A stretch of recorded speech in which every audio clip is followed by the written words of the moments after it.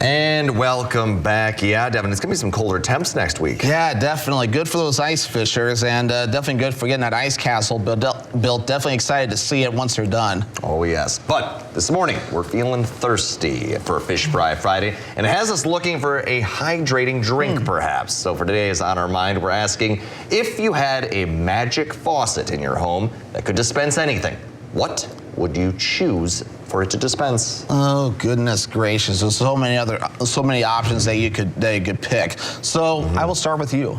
No. No? Devin, you got it. I asked it. That is unacceptable. It's going right at you.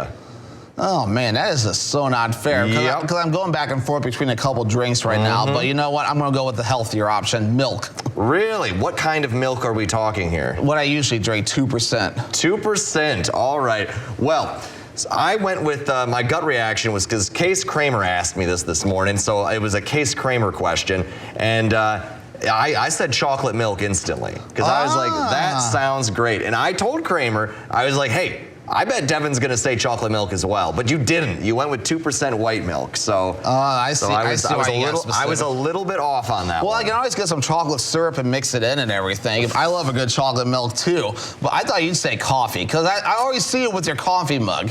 That's fair. A very seasoned coffee mug. You know what? Honestly, coffee would be a good thing. But I figured if I had chocolate milk, it'd be a lot easier to like package up and like sell. Because if I had an endless supply from a magic faucet, Devin, it'd be like having like 1,000 dairy cows. I could just get it going. It'd be, you know, the magic faucet chocolate milk that just keeps on giving. Yeah, milk. I mean, they say they make your bones stronger, so yeah.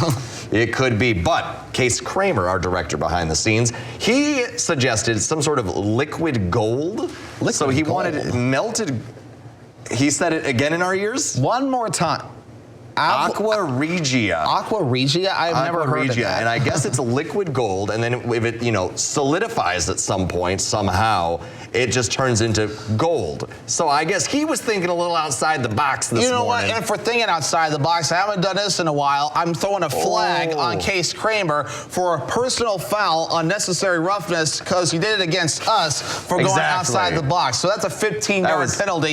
You have to redo the whole show. That was a dirty trick. It was a very dirty trick. He asked us a question, and we're thinking chocolate milk, coffee, white milk. We're thinking the, you know, normal things. Then he comes at us with liquid gold. Yeah, that deserved a flag. Would you agree? I agree. But either way, it was a lot of fun, and I definitely will have a different answer next time he sneaks a question at us. I mean, he threw us off with a ceiling fan question yesterday because I didn't even take into account the angles, which I looked at my ceiling fan afterward, and mine's kind of, you know, traditional. It's kind of angled up a little bit whenever you look at it from the ground. So in that case, when it goes clockwise, it's helping to force the air up, which then goes down the walls. Devin's still on the fan thing. It became It literally became rocket science yesterday once he brought that up. What was supposed to be a simple question just blew up into rocket science and a quasi-geostrophic omega equation and whatever else. We're just going to move right past that. We don't have enough time to get into that. But coming up, you can see what furry friend is up for adoption during this week's edition of Homeward Bound. And while we try to settle our brains down, Howard is in the Mr. Food Test Kitchen with a recipe for what do you call the M bars?